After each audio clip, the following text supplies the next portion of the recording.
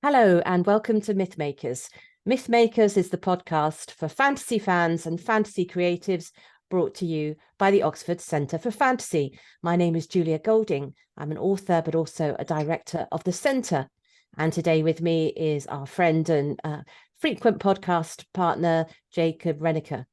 Now, today, as we come towards the season of Easter, we've had a request to think about the role of eggs as they appear in the shops, and they look beautiful with all their foil wrapping. What is the association between eggs and fantasy? So we're going to do a great stir up our eggs together and find out if we can create anything beautiful out of them as a result of this conversation. So hello, Jacob. Hello, Julia. Good to be here. Okay, so we've agreed to would start right back at foundational myths. When you think of eggs and the sort of myths and legends kind of eggs, have you got any particular go-to ones that you think are of interest? Yeah, and for me, usually the older the better. So the ancient Egyptian has a variety of different creation myths, and there's different, kind of schools of creation that develop. And one of them is the Hermopolitan theology, and with that one, you had kind of this group, the Ogdoad. It's this kind of like godhead sort of thing. It's like everything was all together at once, kind of this, yeah, cosmic allness. And then this is before individual gods are created, but the first thing kind of that within this fullness is this cosmic egg, and then from that egg everything is born. The Ra, the sun god, is born from this egg, and so then everything else kind of. And I don't know if that's because the sun kind of looks like an egg yolk. To Mm. So there we are. so The ancient Egyptians have solved for us the problem of what comes first, the chicken or the egg. the chicken or the They egg, go, it's exactly. obviously, guys, it's an egg. So we Right. can don't have to debate it anymore. I think that idea of an egg holding the potential of life is what we're Yeah. sort of picking up there. And you can Yeah. see other mythologies or religions, early religions that have this as part of their sort of foundational myth. I mean, you've got it in the Greek stories. I Yeah. see that it's mentioned in the Kalevala, which is like the Finnish Yeah. northern version. Um, so it does There's lend itself. Chinese. Yeah. Oh yeah, okay. What do the Yeah. Chinese myths sort of? Any Yeah. Well, any yeah. differences? Yeah, well, it's all kind of, so there's really close similarities between like the Orphic egg in Greek and the Chinese myth of Pangu, which is a Taoist monk development. And so in both of those, you really have, this kind of cosmic egg that exists at the beginning, and then you have hatching from that kind of a hermaphroditic deity that then kind of from which like life springs. So yeah, both of those in the Greek and the Chinese versions, which is a really interesting correspondence there.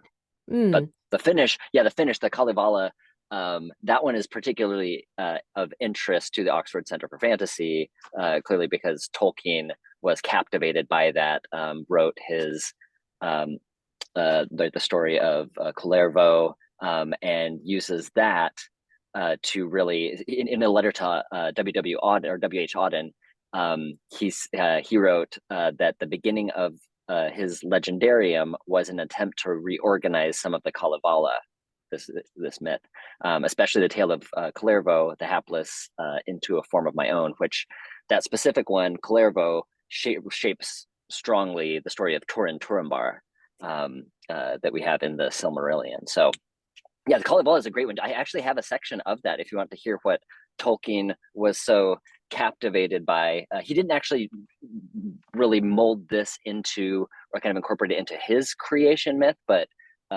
it's nice nonetheless. Okay, let's sit back and enjoy. If you'd like to read that to us, I presume you're Okay, going to great. read it in an English translation. This is an English translation, yes. I'll be reading it in Finnish. Finnish, from what I understand, is quite difficult, so it's been bumped a little bit lower on my language list to learn. because of sheer difficulty. But anyway, here goes. One egg's lower half transformed, and so again, this is the kind of original cosmic egg. One egg's lower half transformed and became the earth below, and its upper half transmuted and became the sky above. From the yolk, the sun was made, light of day to shine upon us. From the white, the moon was formed, light of night to gleam above us. And the colored brighter bits rose to be the stars of heaven, and the darker crumbs changed into clouds and cloudlets in the sky. Yes, that's someone who's really looked at an egg. So occasionally you do get those little other bits, don't you? Particularly if it's a fertilized egg. That's So yeah, that's really that's fascinating. And of course, there's two things to say about that, really. One is one of the famous riddles that Tolkien invents is a box without hinges, key, or lid, but inside a golden treasure is hid. Spoiler, I'm afraid I've given you the answer, but it clearly feels it's part of that culture that he's working through. But the other thing there, I think, is that we're talking about the idea of an egg and creation being a really old idea, but actually one of the things I have a real interest in the history of science, and the person who came up with the Big Bang theory, Georges Lemaitre, who was a priest in the mid 20th century, but one of these priests who was also a scientist. One of the images he talked about was like a cracking of an egg, to get that idea of a lot coming out of a point.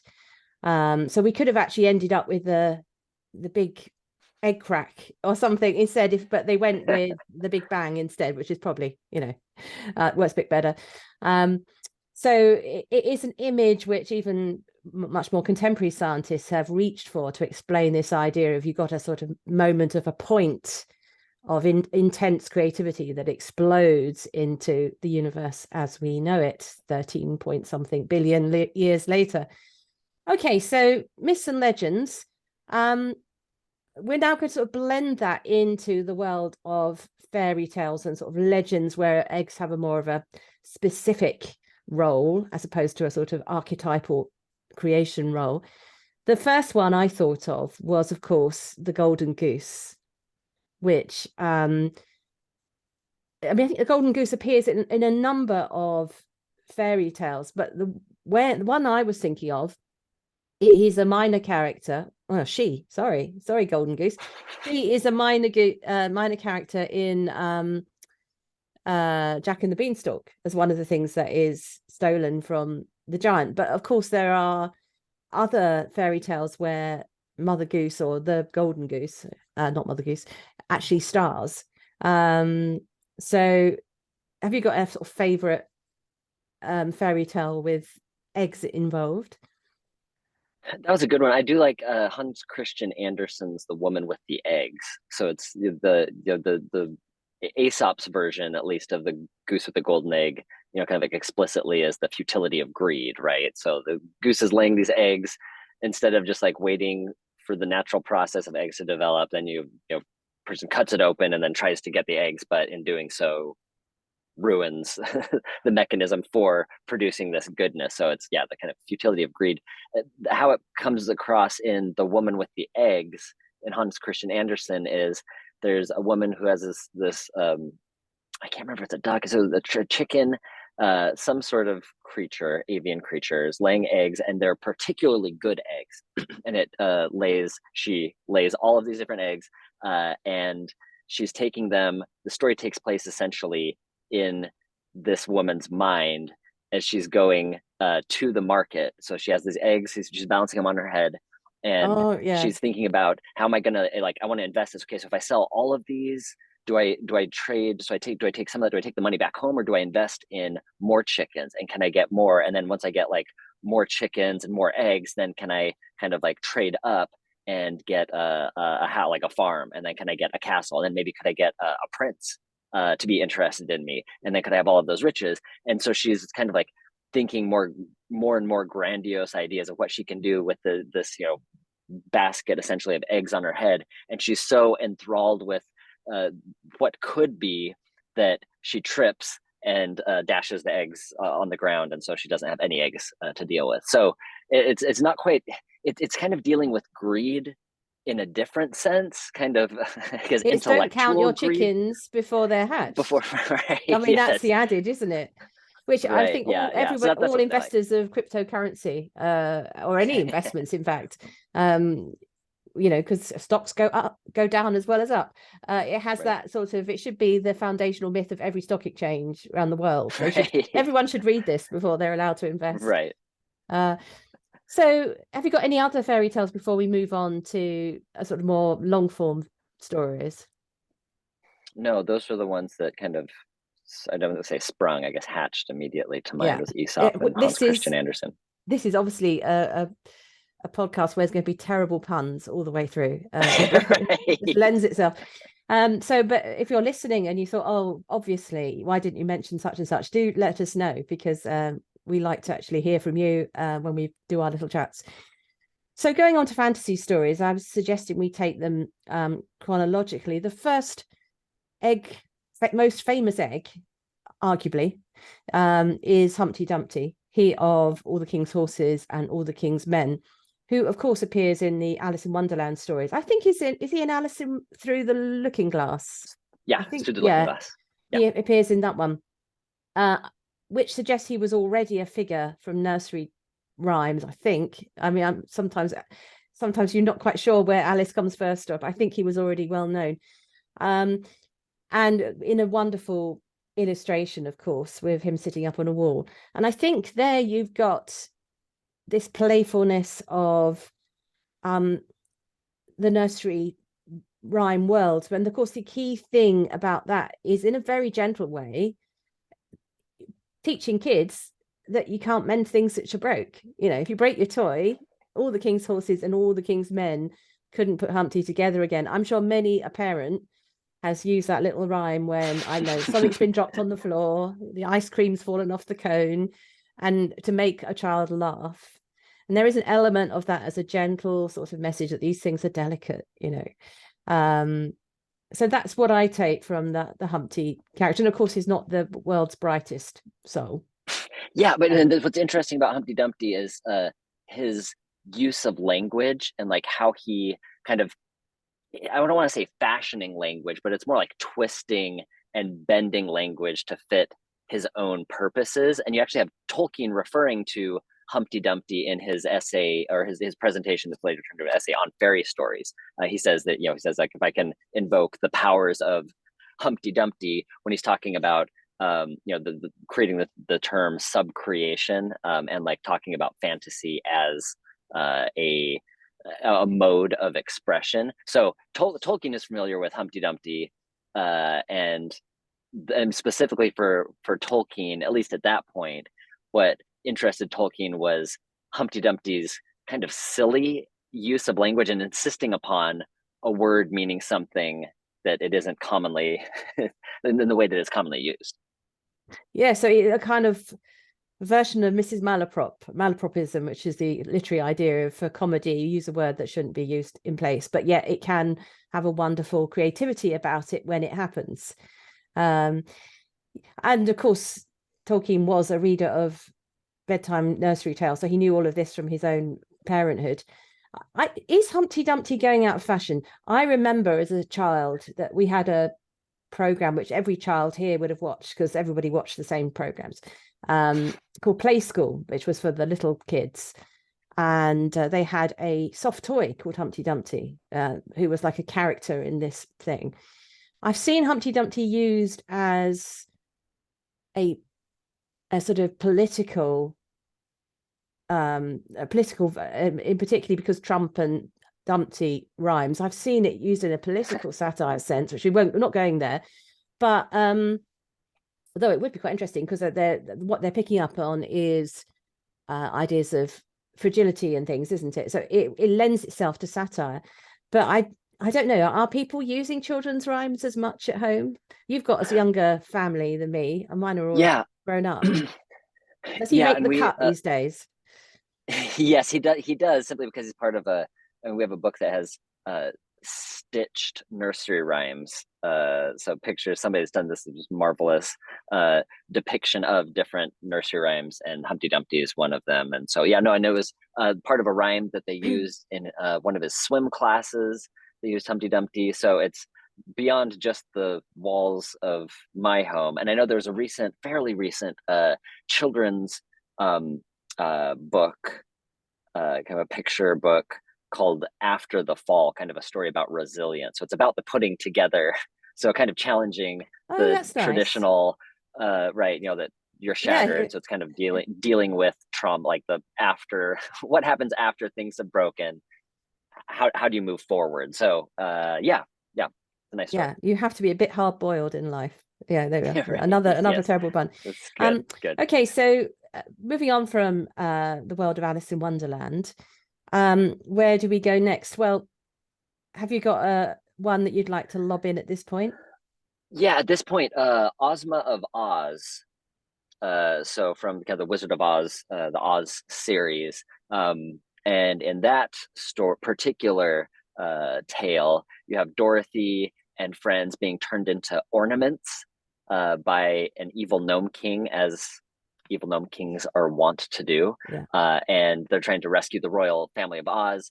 And the one thing that gnomes fear most are, of course, hen's eggs. So thus begins a treacherous quest to find hen's eggs to frighten the gnome king into releasing the royal family of Oz. I did not know that. That's very pleasing. So thank you very much. So I've already mentioned the appearance of the riddle about eggs in The Hobbit, but we also, of course, get Gollum's great love of eggses. So I think this is all down to a kind of British cuisine of like fried eggs and breakfast food. Though I think Gollum eats his raw. So there's a presence of eggs there. And I'm trying to think in the Narnia stories. I'm drawing a blank. I couldn't. I was racking my brain as well for Narnia references to eggs, and I couldn't think of any unless it was for breakfast purposes. There's probably something in the Voyage of the Dawn Treader. You feel that one of those little. Anyway, again, this is a chance for those of you listening who can catch us out to write in and say you missed the most obvious thing going, guys. So one area where I did think about eggs in relation to fantasy stories are more recent ones. So there's a Harry Potter one and there's an Eragon one. So let's take the Harry Potter one, because I think they came out more or less, maybe Harry Potter started first. Yeah. So in Harry Potter, of course, you've got the idea of one of the quests in the sort of Olympics they have in Harry Potter and the Goblet of Fire is to seek the golden egg, which you have to go underwater to get. And then Harry has to work out how to hear the message inside the egg. And I think actually this use of egg is different from many of the others, because it feels more like a Fabergé egg, like from the world of Fabergé eggs appear in detective stories about the Russian court and things like that, as a desirable item that's been handicrafted to be particularly valuable. I feel that that egg feels from that tradition more than it's not a real, like, not going to crack into anything else. It's not an animal egg. But I do like that image of, you have to, again, I'm sure everybody's read it by now. You have to listen to this egg within the element in which it is spawned in order to unlock the puzzle. And that seems a particularly pleasing way of sort of dealing with how do you make this egg into a part of your clues that you're gathering. Yeah, and just in case there are Wizarding World enthusiasts who will be up at arms, they initially retrieved the golden eggs from the dragon's nests. Oh, I'm sorry. That's okay. Yes, no, you're fine, because they do take it. Yeah. So they're going. So that was the first trial was trying to get the eggs. So that was put in with like a regular clutch of dragon eggs. So they had to sneak in there, right, and grab it. And then that egg and then it contained a clue to give them advantage to the second trial. And so that's when they had to take it, figure out, and it just like screamed when it was out loud, up above water, but then like finally going under, then it You made are so sense and right. gave a I clue. haven't read them for a while, having my kids It's been been a grown up. while. Yeah. But it did, you have given me a chance to remember another egg, which I think is in the first book, which is Yeah. Norbert. Yes, exactly. Because Yeah, this yeah. is where we get into a rich strain of dragon eggs here. Yes, yes, dragon eggs, and he's also Hagrid has a a particular soft spot for animal eggs because he also Aragog eggs. So like it's creatures of any kind. Hagrid recognizes eggs as being something that's vulnerable and worthy of protecting and preserving and nurturing because that's kind of at the core of his nature. And so yeah, so lots of eggs for Hagrid, Norbert in particular, right? In the first book. Yeah, and I think And this is then where we get that thing about Hagrid having a sort of, I suppose, traditionally maternal role of I don't know if I think in the animal kingdom both male and female birds will incubate the eggs, but the idea that you have to protect it makes him feel, it gives him that softer side. And of course he's completely oblivious to the danger of the creatures he's hatching, right. which is very fun. So Aragon, I'm afraid I have to admit I think I've only read the first Aragon novel in the trilogy, so I don't know if it goes on, but I do remember vividly the excitement of finding an egg, the boy finding an egg, and that being the start to adventure. And it does seem like a classic quest trope that you find something of potential, which would then launch you into a whole series of other adventures. Are you an Aragon fan? Is it something that you read? No, it's not something that I really got into. But I understand, from what I understand, I mean, it's more or less the similar vein as what happens in Game of Thrones, where you have your long dormant, right? Those final kind of three eggs that then ultimately hatch and kind of introduce a new era to a world. So I'd say that Game of Thrones, and to compare Aragon to Game of Thrones, I don't necessarily recommend that. Both for younger audiences Right. to read or for bedtime stories. I think Aragon's okay, isn't it? I mean, it's kind of Yeah. it's YA or yeah, That one is, yeah. I just don't know yeah, if I would. I don't want anybody to get the impression that if you get yeah. You're not here if to your kid, say if your child loved Aragon, or if they liked Aragon, they'll love Game of Thrones. I don't want to make sure that they might, but that's up to you as a parent on give when it a few exactly years. you introduce. Right? Yes, Yeah. 1 or 2 years. Right. See, my children was kind of young well, they're just becoming adult at the time Game of Thrones was on. And I remember them trying to steer me away from watching it because they thought, oh, it's too tough for mum. It's not my cup of tea anyway, but yeah, so it went the other way around in our household. So what we haven't seen whilst we've been talking is any association between rabbits and eggs. Now, I'm under the impression, going to the Easter theme, that this is something that started in America, because I've seen, that thing on where the president appears with the Easter bunny, and Right. It may come from another folklore that's been imported into America. I don't know. Yes. But Would you like to know? Well, I just want to put it out there that it is one of the weirdest of our traditions. Okay, where's it come from? So Explain. there's a fantastic article on this by the American Library of Congress, which is kind of like the national repository for American books and other world books.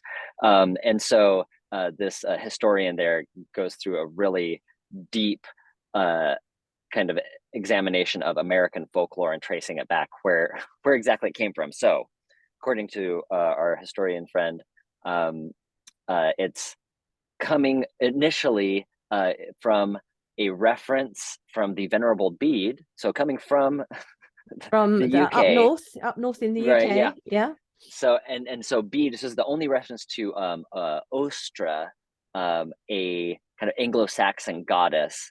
And so this goddess isn't referenced, isn't documented in any non-Christian sources. This reference by Bede, right, a Christian, is the only reference to this talking about this particular goddess, and then that's kind of picked up on by Jakob Grimm, when Grimm, the Grimm brothers Grimm, are putting together, they're compiling their folk tales, linguistics of the German country, and so in their book in 1835, the German mythology. So Bede is about 700-ish AD CE, and then so this is 1,000, almost 1,000, a little more than 1,000 years later, the Grimm brothers actually proposed that Ostra, that has one reference from the Venerable Bede,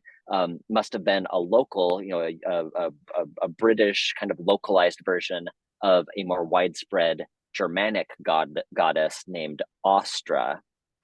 And it's related to the word east, right? Yeah. Okay. But it's difficult to say if there was, how broadly that goddess Ostra was in German myth. Largely, they're picking up on it, but there aren't real good records of it being widely spread. So we don't know if it's just kind of a further taking one reference, obscure reference, to a possible goddess, Anglo-Saxon goddess, tying it to broader Anglo-Saxon culture and trying to find connections. And so here's where it kind of comes in into American tradition is 1874. You have this one's actually a German tradition then that's kind of building off of the Brothers Grimm. This 1874 work is another book on German mythology, who examines the tradition of the Easter hare, Hare, and that's so this author, Adolf Holtzmann, actually proposes a connection between the Easter hare and the Ostra goddess mythologically. So that's what's happening over in Germany. And then in America, there's some heavily German populated areas like Pennsylvania in particular, where you have German immigrants. And so in 1883, H. Krebs, in the first volume of There's an English Journal on Folklore, here's what he says, talking about Easter eggs, now tying eggs, bringing us back to our topic of eggs, Easter eggs with the Easter hare from German. And so originally the hare, this is where this kind of generates from. So somehow this is making this connection that the hare seems to have been a bird that was related to Ostra. The Ostra's this goddess of kind of like spring, this proposed goddess of Easter and spring among the Germans. It's claimed that she has a bird emissaries, and that there's a tradition that one of her birds, this goddess transformed into a quadruped, right, four-legged animal, and for this reason that the hare, in grateful recollection of its former quality as a bird and swift messenger of the spring goddess, is able to lay eggs on her festival at Easter time. So that's where you get rabbits and eggs. Is a stretch this there, kind isn't of it? proposed, this proposed connection to, like, this is like the game of telephone, but somebody, like three people, like 2 or 3 people down the line have had a little too much to drink, right? And then there's kind of like, maybe I thought somebody said something like this, it must have been something greater like this, and then it kind of develops and snowballs, and then anything's fair game apparently at this point. And then rabbits are laying eggs, there's an Easter goddess, and now you can purchase colorful eggs and spend your hard-earned money buying chocolates and whatnot to appease your children who will be demanding it from you. Yeah, I mean, obviously it gets taken over by the powers of marketing and commerce at some point to end up as a bunny, and everybody has to buy them. But I think, there's a more basic connection, which perhaps explains the link, which is we are the pagan sort of Easter festival, as opposed to the Christian one, which was chosen to fall at this point for this because it's the turning point of the year. You can see why it's, but there's the fecundity idea. So rabbits lay a lot of little bunnies, and at this time of year the birds are laying a lot of eggs in the northern hemisphere. So let's put those together, and you give the rabbit the job of going around collecting the eggs. So you can sort of see that, and it's okay. Even to this day, adult children in my household insist that we do an Easter egg hunt in the garden with a basket. They don't put rabbit ears on or anything like that. It's the actual finding of the eggs, which is the tradition here. And of course, you then get, 3 months later, you find some of them have been forgotten when you're digging in the garden. So it has I think it's almost got bigger over here than it used to be, because when I was little, it was much more about you got one Easter egg okay. at Easter, whereas now it's you got to go on hunts. Lots of stately homes around the country do like big Easter egg hunts in big, massive estates. So it has got, as many festivals have. It's grown. I don't know if that's like folkloric or mythological inflation, right? Well, commercial, right? Anytime the money's involved, like it's always going to cost more, it's going to balloon, you're going to have to buy more. And I think that actually ties into some of the like broader themes that we see that you mentioned earlier about like what do eggs represent? And I know like with some people, friends that I had, their parents put actually money in the eggs, or like candy in those plastic eggs, right? So it's finding the treasures that are inside the eggs. And so when you're looking at eggs, it seems like you didn't know what was actually going to be in it. If it was a candy, what type of candy? Was it going to be the candy that you actually liked, or is it going to be one that you're going to have to, con your younger sister into trading you for to get the actual good one, right? But this idea of like potential, there's new life that you mentioned there, kind of the correlation between springtime, abundance, fecundity, like you said. And this idea within the egg of potential that we saw at the beginning of our discussion here with the myths, right? So everything in the world being involved, being kind of compacted into something so small that then can develop. And I had something with C.S. Lewis use this imagery in, I thought, a really moving way of an egg, kind of a silly way, but also a moving way in Mere Christianity, when he's talking about kind of personal transformation and development, this idea of potential, right? Is it okay if I read a little let's have a bit of C.S. Lewis. All right. So he says, we can only, and we're again referring to personal transformation, permanent kind of positive forward movement into something more and bigger than yourself. He says, we can only do it for moments at first. It is hard, but the sort of compromise we're all hankering after is harder. In fact, it is impossible. It may be hard for an egg to turn into a bird. It would be a jolly sight harder for it to learn to fly while remaining an egg. We are like eggs at present, and you cannot go on indefinitely being just an ordinary, decent egg. We must be hatched or go bad. Yeah, so there's what that actually is picking up on, which I'm sure you'll know, Jacob, but there was this phrase around when he was at school of being a good egg. You'd say of somebody, they're a good egg, like they're a sound chap. It's that kind of idea. So he's nodding to that phrase, which was still used, but now it's got slightly, it sounds very posh. If you say he's a good egg, it's got that sort of public school feel to it. I was reflecting on this because I've written a lot of books, and I was thinking, when have I used eggs myself? And I've used them in two ways in fantasy. One is the dragon egg potential. So my first series of fantasy books was called The Companions Quartet. And in the second one of those, two of the dragons are having a clutch of eggs. And when they hatch, one of my main characters is connected or paired up with a golden dragon. The idea, so that's like the idea of who becomes her lifelong friend and living beyond her life, because obviously dragons have long lifespans. So I've used that, and the idea of that incredible gift that you get, a dragon's egg. I've also used it to comedic effect. I wrote a time travel story in my Mel Foster series. It's called Mel Foster and the Time Machine, which uses the Fabergé egg idea. So the thief in this story has, well, stand back a little bit. H.G. Wells is the time traveler, which is like the time machine. Is the one, a very famous time travel story. But at the beginning of that story, there's a prototype which he sends off randomly into the past. He's not actually traveling on it. And I was thinking, where does that go? So my characters find this prototype. and the thief is using it to steal items and leaving behind in their place, as a sort of mockery, I was here, a piece of fruit.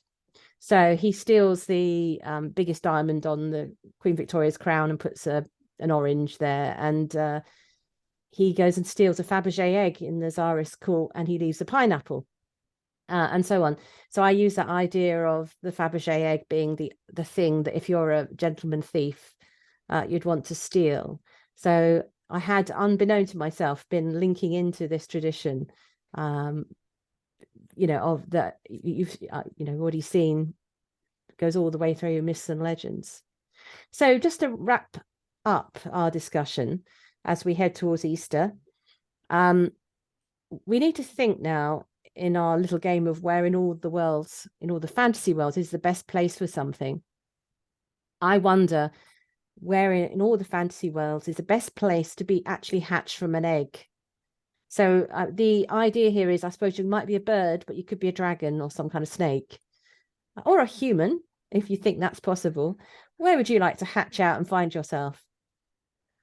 Yeah, this is a good question. I think when I think about this, and as I think about this more broadly, looking at being hatching from an egg in transmedia, like different across, not just in novels, but in other storytelling modes. And I mean, you have Pokemon Go, right, where you're Okay. with your phone trying to catch, gather eggs, collect them, nurture them, and hatch them. I don't know that I don't think I would want to allow myself to have leave my fate up to somebody with a cell phone.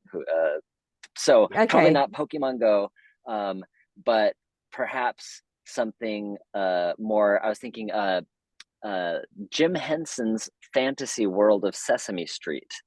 So we have these creatures, right? So I think I would consider that a fantastic word where you have monsters, talking animals of different sorts that live side by side with humans. And so Big Bird, one of my favorite kind of almost like personal totems, identifying with growing up. So the giant, enormous bird who hatches and has his own nest there on the street and interacts with other children and adults. So just like the world of Jim Henson, this accepting, understanding, not afraid to shy away from. They're not shying away from the difficulties of life, of emotions, right? Of loss, even.